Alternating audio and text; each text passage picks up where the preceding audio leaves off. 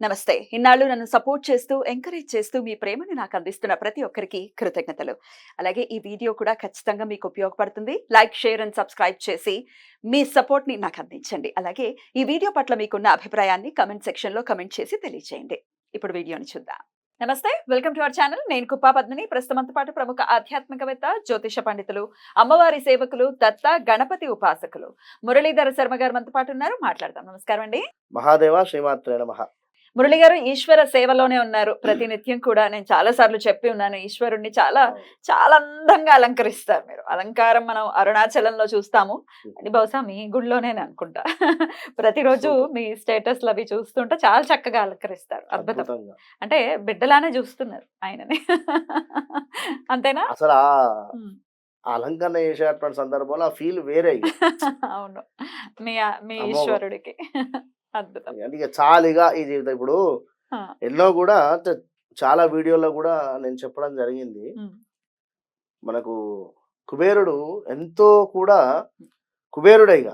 అలాంటి కుబేరుడు ఈశ్వరుని ముందు కూర్చొని ఉంటాడు. అవును. అలా ఏమిరా నీకు అన్ని రకాలుగా కూడా ఉన్నాయి కదరా నాయన, నీకు ఏం పనిరా ఇక్కడ అని చెప్పి అంటే హ్మ్. ఏదో ఒక చిన్న సహాయం ఏదైనా ఈశ్వరునికి నేను మీకేదైనా చేయగలుగుతానేమో ఆ! అనేటువంటి ఆ ఉద్దేశంగా అంతటి కుబేరుడు కూర్చొని ఉంటాడు అక్కడ. ఆ మనకు వినయానికి లొంగుతాడు ఈశ్వరుడు ఆ కదా! మన కనుక దగ్గర ఏదో ఉంది అని కాదు కదా! అది కనుక అంతే. చాలా అద్భుతంగా. అంతకు మించిగా ఆ! అంతకు మించి ఆయనకు సేవ చేసుకున్నాడు. చాలా అందంగా అంతే. చేస్తూ ఉంటారు. ఎప్పుడు చూసినా కూడా అనిపిస్తూ ఉంటుంది.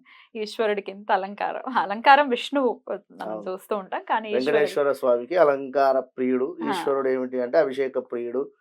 అభిషేక ప్రియుడు వాస్తవానికి అభిషేకం చేసేటువంటి సందర్భంలో అందులో కూడా అంతరార్థం ఎంతో కూడా ఉంది. అది హ్మ్. అందరికీ తెలిసిన విషయమే. అయినప్పటికీ మరొకసారి ఏమిటి అంటే పాలు పోయండి జారిపోతవి, నీళ్లు పోయండి జారిపోతవి, పెరుగు పోయండి జారిపోతవి. ఏది ఈశ్వరునికి అభిషేకం చేసేటువంటి సందర్భంలో మన జీవితం కూడా అంతే.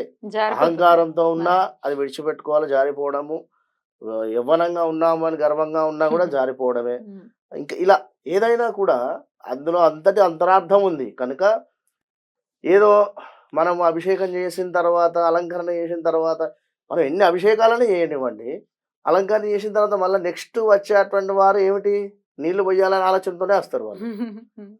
అబ్బా! ఎంత అలంకరణ ఉంది నేను చూస్తా దండం పెట్టుకునేటువంటి ఆలోచనతో రారు వాళ్ళు. ఉండదా? వారు ఆయన్ని మనసులో చూడంగానే నీళ్లు పోసేయాలి ఆయనకి. ఫిక్స్ అయిపోయి వచ్చేదేంది? నీళ్లు పొయ్యాలంతే. ఎందుకంటే తోయం సమర్పిస్తే అన్ని నీళ్లు పోస్తే ఆయన సంతోషిస్తాడన్న భావనే. అలంకారం మనం ఎంత మీరు చేసినప్పటికీ లోపల ఫీలింగ్ ఏంటి? ఆయన మీద నీళ్లు పోయాలి. ఆయన ఎప్పుడు తాపంతో ఉంటారు కాబట్టి ఎప్పుడు ఆయనకి చల్లదనం రావాలి అన్న ఉద్దేశంతోటే కదా అవును. అభిషేకాన్ని పెట్టింది. అసలు ఎనీవేస్. అద్భుతం. మన హ్మ్. భస్మాసురుడు ఈశ్వరునికి ప్రతిరోజు రాసుకోవడానికి భస్మం లేదు అనేటువంటి సందర్భంలో భస్మాసురుడు వరం కోరుకోవడం జరిగింది. ఏమిటి? నేను ఎవరి చేతిలో అయితే అది ఎవరి నెత్తి మీద చెయ్యి పెడతానో హ్మ్. వారు నాకు భస్మంగా మారిపోతే మీకు తొందరగా తీసుకొని రావచ్చును అని చెప్పంటే తదాస్తు అంటాడా. హ్మ్. అన్న తర్వాత ఏం చేస్తాడు ఈ హ్మ్. భస్మాసురుడు ఈశ్వరుడి మీదే పెట్టడానికి ప్రయత్నం చేసిండు. హ్మ్. ఆ? వాడి మొహం మాట. అంటే హ్మ్. ఆ విషయం తెలియక కాదు హ్మ్. ఈశ్వరునికి. కానీ ఆ వాని అంత వాని యొక్క పీరియడ్ అక్కడికి లాస్ట్ అనేటువంటి విధంగా వానికి ఆ వరం ఇస్తే వాడు నా మీదనే చేయబెడతాడని ఈశ్వరునికి కూడా తెలుసు. ఏ తెలీదా? అయినప్పటికీ కూడా వానికి వరం ఇచ్చినటువంటి హ్మ్. అద్భుతమైనటువంటి మన మహాదేవుడు అద్భుతం. కదా! భోళాశంకరుడు అందుకే. కనుక అద్భుతం. హ్మ్. మనకు అయితే చెప్పండి. తనికెళ్ళ బండి గారు కూడా ఆ! చెమ్మడు నీళ్ళు పోస్తే ఖుషి అయితావు అనేటువంటి ఒక పాట రూపకంగా కూడా చెప్పడం జరిగింది చాలా పాపం. అందంగా. ఎంతో గాన అవును. రూపకంగా. అవును. కనుక వాస్తవానికి నీళ్ళు పోస్తే సంతోషమే. కానీ సిట్యుయేషన్ అక్కడ అయ్యో! అభిషేకం జరిగుంది. ఆ! మీ మరి ఉద్దేశం. అలంకరణ హ్మ్. అయ్యుంది. హ్మ్. మరొక 5 నిమిషాలు ఆగుదాము అనేటువంటి అవగాహన ఉండాలి. కానీ వారికి పాపం ఆఫీస్ టైమ్ అయితుంది కదా! అవును. ఇన్ని ఇబ్బందులలో రైట్. అక్కడ అర్చకులు గాని, వారు గాని ఇబ్బంది. రైట్. మురళి గారు అయితే ఇవాళ నేను అడగాలనుకున్నటువంటి ప్రశ్న ఈశ్వరుడికి రకరకాల దీపారాధన చేస్తూ ఉంటారు. అవును. అయితే ఏ దీపారాధన ఈశ్వరుడికి అత్యంత ప్రియంగా మనం చూసుకోవచ్చు? సూపర్ అమ్మ. నేను గత కొన్ని రోజుల నుండి కూడా చెప్పాలి అనుకుంటున్నాను. ఇది వీడియో రహస్య పరిహార శాస్త్రంలో నేను చూడడం జరిగింది. ఇది షేర్ చేసుకోవాలి అంటే శివరాత్రికి ముందే చెబుదాము అనేటువంటి ఆలోచన మీదనే ఆగడం జరిగింది. హ్మ్. వాస్తవానికి కూడా హ్మ్. ఈశ్వరునికి నిజంగా ఎంతో ఇష్టమైనటువంటి దీపారాధన ఒకటే ఉంది మనకు. అంటే చాలా ఉన్నవి. అందులో ఎస్పెషల్లీ మనం చెప్పేటువంటి యొక్క దీపారాధన వీరు గనుక చేసినట్టయితే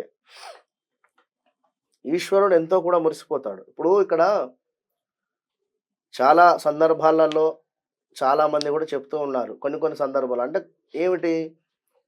ఎంతసేపు భగవంతుని వద్దకు వెళ్ళి నాకు ఇది కావాలి, నాకు అది కావాలి, లేదా నాకు వివాహం కావాలి, లేదా నాకు ఇంకేదో మరొకటి కోరికలు కోరుకోవడం జరుగుతున్నది. ప్రతిసారి కూడా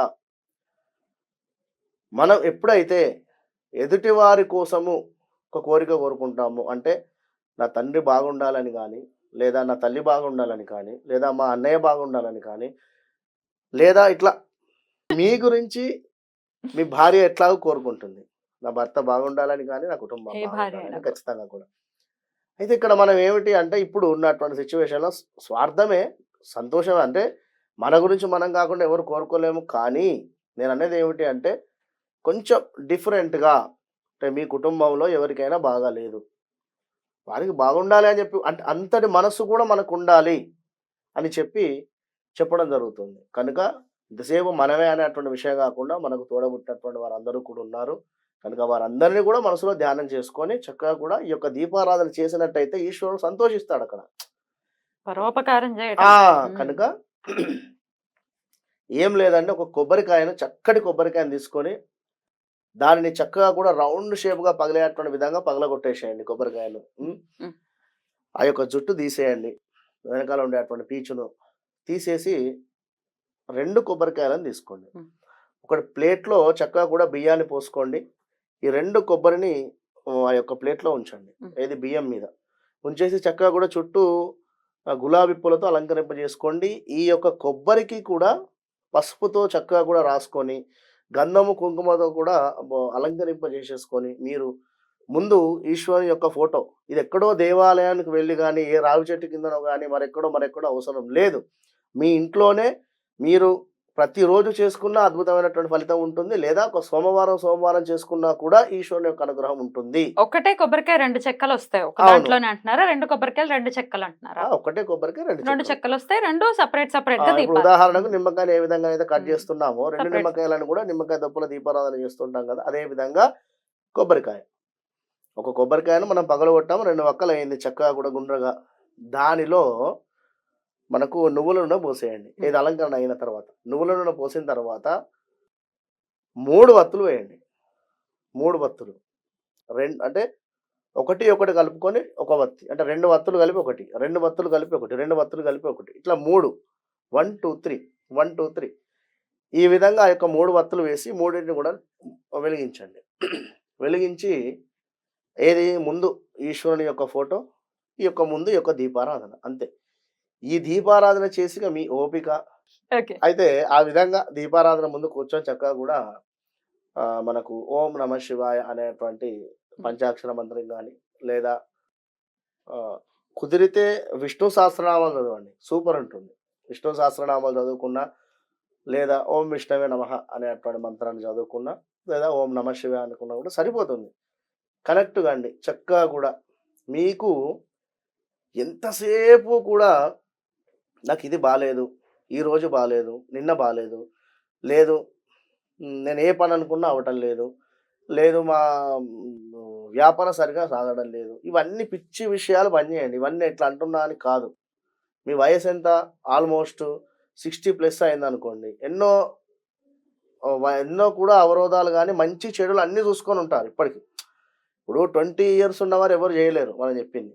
వారు చేస్తే ఇక వారు గొప్పవాళ్ళే. అయ్యో! కనుక 30+ లేదా 40 ఇక 60+ వాళ్ళైతే మీరు ఎలాంటి కోరిక కోరుకోవద్దు. నేను అనేది ఒక్కటే. ఎందుకంటే చాలా కూడా మీకు మంచి, చెడు జరిగిపోయి ఉంటాయి. కనుక మీకు మంచి జరిగినటువంటి సందర్భాలను గుర్తు చేసుకొని నెమరు వేసుకోండి అక్కడ. మంచి సందర్భాలు గాని, మంచి కోడలు గాని, మంచి అల్లుడు గాని, లేదా మంచి ఏవో జరిగినటువంటి సంఘటనలు జ్ఞాపకం చేసుకొని చక్కగా కూడా ఆ యొక్క భగవంతునితో షేర్ చేసుకోండి. థాంక్ యూ అనేటువంటి విధంగా అంతే. ఇప్పటికి నేను ఏదో జాబ్ చేస్తాను లేదా అంటే చేయండి. మీరు చేయకని కాదు. మీ ఓపిక, మీ యొక్క పరిస్థితి. కానీ నేననేది ఏమిటంటే అర్థం తృప్తి చేసుకోండి. చెందండి. హ్మ్. తృప్తి చెందండి యెస్. అని అంటున్నారు. నేననేది ఏమిటంటే చాలు. ఇంకా మీ ఇంట్లో పిల్లవాళ్ళున్నారు. వారిని చక్కగా చూడండని కోరుకోండి.